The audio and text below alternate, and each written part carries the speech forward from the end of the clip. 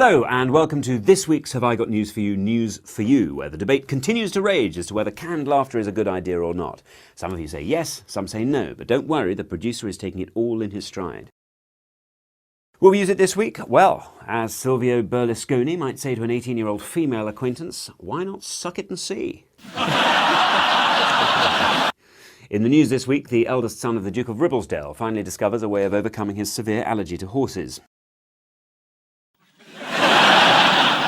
The Parliamentary Fees Office fails to anticipate demand as they publish the list of expenses for which MPs can still claim for. And in the North East, there's a less than positive reaction from the fans as application forms for season tickets are sent out by Newcastle United. So, on to the big story of the week, the election of the new Speaker of the House of Commons. Well, it was either that or the ridiculous price of strawberries at Wimbledon. The Tory MP for Buckingham, John Bercow, is the new Speaker, and as The Sun pointed out, he is the youngest Speaker in modern times. Here he is, with his proud parents.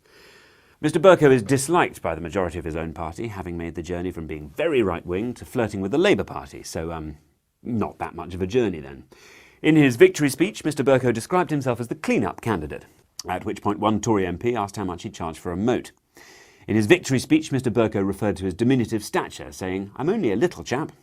Now, of course, Have I Got News For You isn't in the business of making cheap jokes about a person's height. But this is Have I Got News For You. Ian's not here, and he can't work a computer, so he won't be watching. So let's go for it. Here's a delightful picture of John Bercow on his wedding day. As we can see, he's married above himself, literally. And it doesn't help when you've booked Britain's tallest vicar, either. According to the editorial in The Times, John Bercow's election will either be a triumph or it will be a disaster. It went on, he may overdo it or he may underdo it. The Times there, telling it like it is, or like it isn't. John Bercow is a Tory MP who's loathed by the Tories, while Gordon Brown is a Labour MP, marking the second anniversary of becoming Prime Minister. See, doesn't time fly when you're enjoying yourself?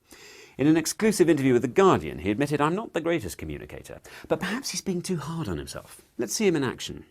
It is a process of setting the rules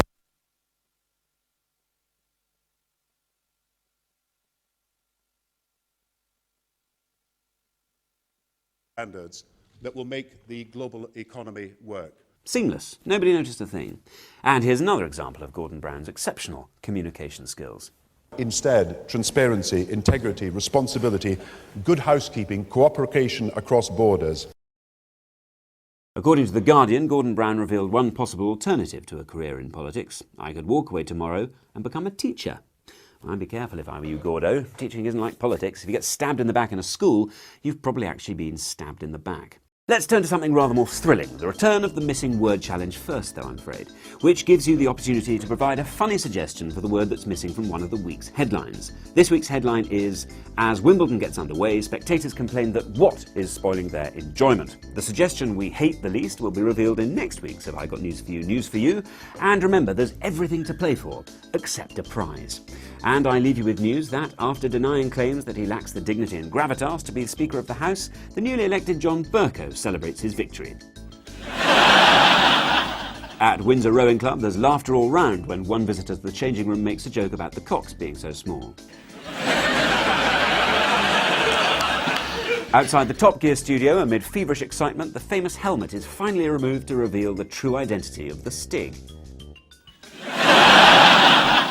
And at the Hay-on-Wye Book Festival, there's a shock for one author when he double-checks a list of names and discovers one woman he hasn't slept with.